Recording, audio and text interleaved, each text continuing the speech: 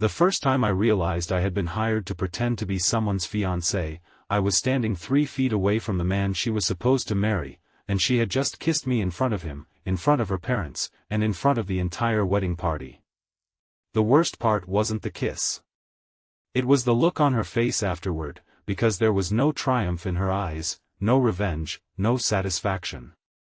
There was only fear, as if she had just destroyed the one thing she had secretly been trying to save. And then her ex-fiancé whispered something that made my blood run cold. "You never told him why you left me, did you, Eliana?"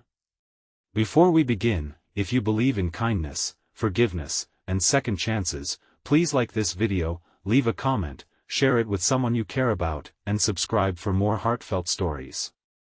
Your support helps us bring more inspiring stories to life. My name is Caleb Mercer, and before that afternoon, I had always believed that fake relationships were harmless.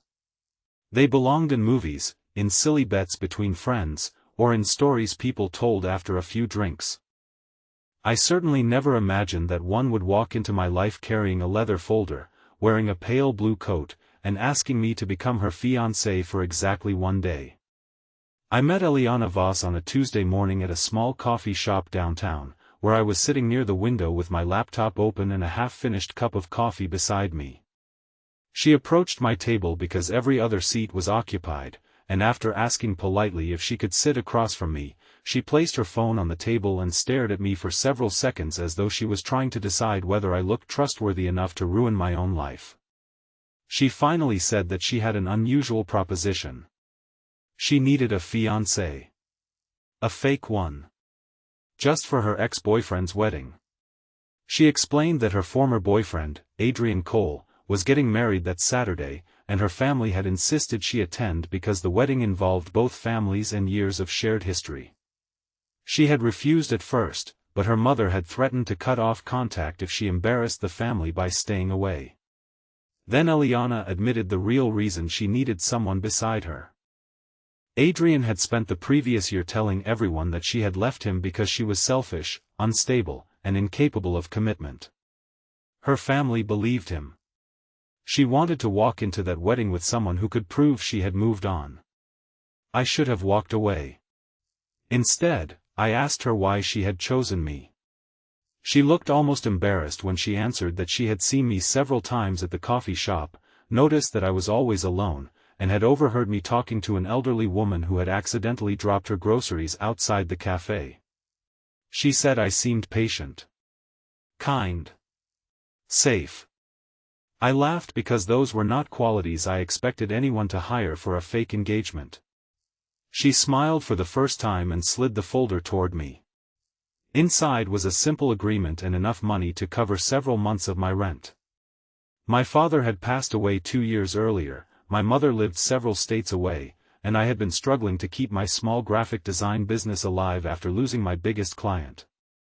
I needed the money. She needed the illusion. We both convinced ourselves that neither of us would get hurt. The first few days were strangely easy. Eliana taught me the basic details of her life, the names of her parents, the story of how we had supposedly met, and the imaginary details of our relationship. We practiced holding hands, answering questions, and smiling at family photographs. But beneath her careful preparation, I noticed something she never mentioned in the agreement. Whenever Adrian's name came up, her fingers tightened around her coffee cup. Once, while we were practicing what she called casual affection, she suddenly became distant and stared through the window for almost a minute. When I asked what was wrong, she simply said, "Some people don't hurt you because they hate you. Sometimes they hurt you because they know exactly where you're weakest." I wanted to ask what Adrian had done, but she changed the subject. Saturday morning arrived bright and warm, and we drove together to the wedding venue outside the city. The place was beautiful, surrounded by green lawns and tall trees, with white chairs arranged beneath a wooden pavilion. Eliana's parents greeted us at the entrance. Her mother, Margaret, looked me up and down with the kind of smile people wear when they are trying to hide disappointment. Her father, Raymond, shook my hand firmly but said almost nothing. Then Eliana introduced me as her fiancé, and I saw her mother's expression change. It wasn't anger. It was heartbreak. That was the first moment I wondered whether I had misunderstood the entire story. Inside the reception hall, old family photographs covered one wall. There were pictures of Eliana and Adrian as teenagers, college students, and young adults. In almost every photograph, they were laughing. But one picture stopped me. It showed them sitting on the hood of an old car, their faces glowing with happiness. On the back, written in blue ink, were the words, "The day everything changed." When I asked Eliana about it, she quickly took the photograph from my hands and placed it back on the table. Her voice became unusually quiet as she said, "Please don't ask me about that day." Then Adrian entered. He was tall, composed, and dressed in an expensive navy suit. Beside him stood his bride, Celeste, smiling as guests congratulated them. Adrian saw Eliana almost immediately. His smile disappeared. His eyes moved to me, then to the ring on Eliana's finger, and something passed across his face that looked less like jealousy and more like disbelief. He approached us slowly. Eliana squeezed my hand so hard that I could feel her fingernails against my skin. Adrian stopped in front of us and said he hoped we were happy. I expected arrogance, anger, or some dramatic confrontation. Instead, he looked directly at Eliana and asked, "Did you finally tell him?" She went completely still. I looked at her. "Tell me what?" Adrian's expression hardened, but before he could continue, Eliana stepped between us and said we should find her parents. She pulled me away so quickly that I barely had time to understand what had happened. For the first time since our arrangement began, I realized I wasn't sure whether I was pretending to be her fiancé, or whether I had been brought there because she was terrified of something much bigger. During lunch, the tension became unbearable. Eliana's mother kept watching me. Her father repeatedly looked toward Adrian. Celeste seemed confused by the atmosphere around her own wedding. Then Margaret quietly approached me while Eliana was speaking with a photographer. She asked me whether Eliana had told me why she broke off her engagement with Adrian. I said no. Margaret closed her eyes for a moment and whispered, "Then you have no idea what you've walked into." Before she could say more, Eliana returned. Her face changed the instant she saw her mother standing beside me. "What did you tell him?" Eliana asked. Margaret shook her head and walked away. I followed Eliana outside, where sunlight poured across the lawn and the distant sound of wedding preparations drifted through the open doors. I asked her what everyone was hiding. She finally admitted that she and Adrian had been engaged 3 years earlier, but 2 weeks before their wedding, Adrian had disappeared from her life after a terrible argument. She told everyone that he had betrayed her, and he had allowed everyone to believe that she had abandoned him. Neither story was completely true. I asked her what really happened. She looked at me with tears gathering in her eyes and said, "I left because I thought I was protecting him." Then she told me the secret that changed everything. 3 years earlier, Eliana's younger brother, Noah, had been involved in a serious car accident. Adrian had been driving that night. He survived, but Noah did not. The investigation discovered that Adrian had been distracted because he had received a devastating phone call moments before the crash. He had not been drunk. He had not been reckless. But he had been responsible. Eliana's family wanted Adrian blamed publicly. Eliana wanted him forgiven privately. She believed that if she stayed with him, he would spend the rest of his life drowning in guilt. So she broke their engagement and told everyone that Adrian had betrayed her. She wanted him to hate her enough to rebuild his life without her. But Adrian never stopped loving her. And now he was marrying someone else because Eliana had spent 3 years convincing him that she wanted nothing to do with him. I felt as though the ground had shifted beneath me.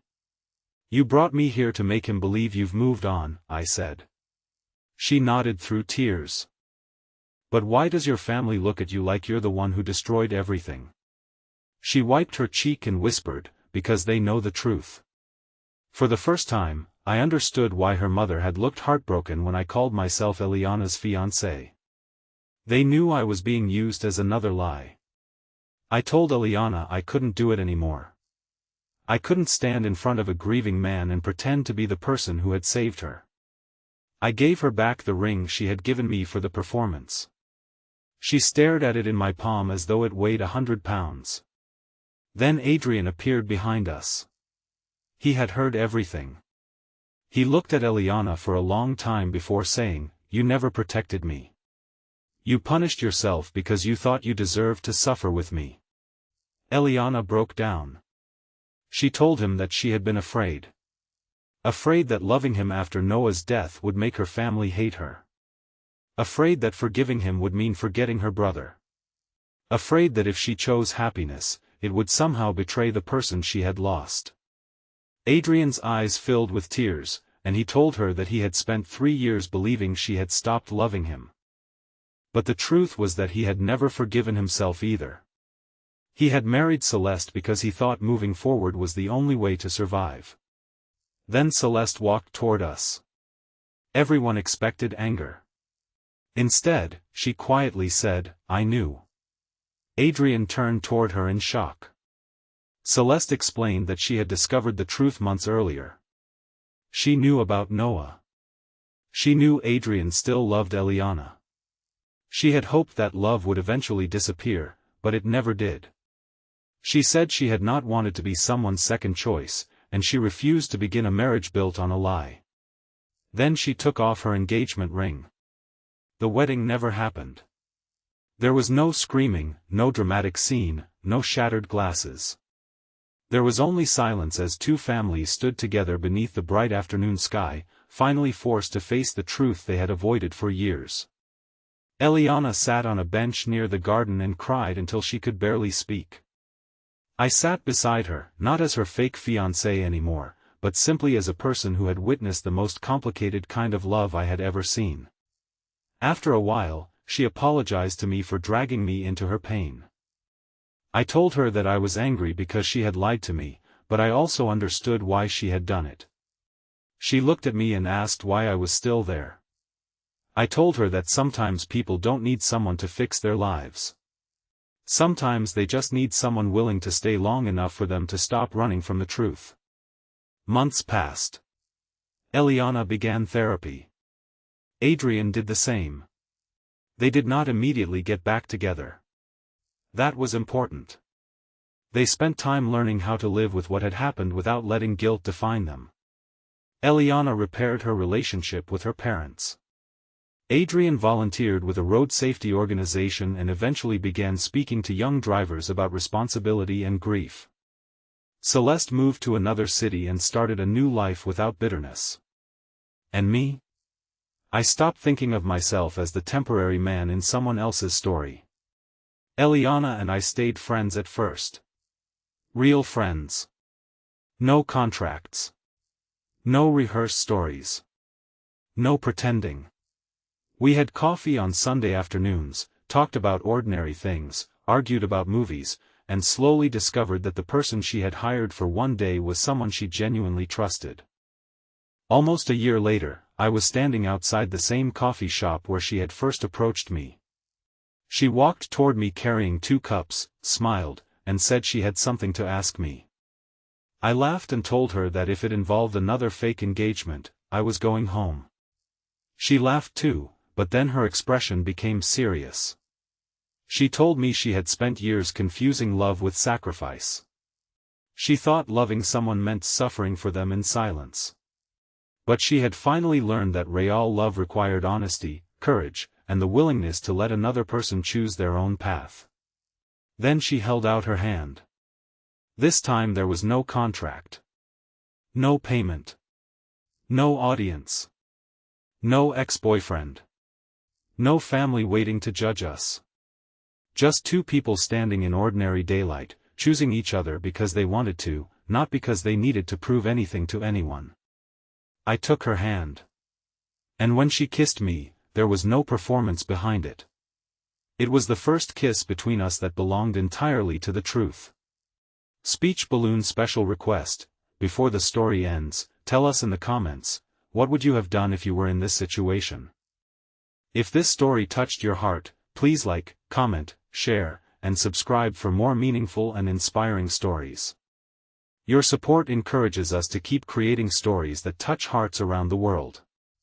Sometimes the person who walks into your life pretending to need a favor ends up teaching you the deepest lesson about love. We cannot undo the people we have lost, the mistakes we have made, or the years we have spent hiding from painful truths. But we can choose what happens next. Forgiveness does not erase the past, and moving forward does not mean forgetting those we love. Sometimes healing begins when we finally stop punishing ourselves for what cannot be changed. And sometimes a second chance does not arrive wearing a perfect suit or carrying a beautiful promise. Sometimes it arrives quietly, through an honest conversation, an outstretched hand, or a person who chooses to stay when pretending is no longer possible. Love is not about finding someone who has never been broken. It is about finding the courage to become honest enough, kind enough, and brave enough to build something real from the pieces. If you want, I can continue the story with the next chapter or aftermath, summarize the key themes and emotional takeaways, explain the turning points and character motivations.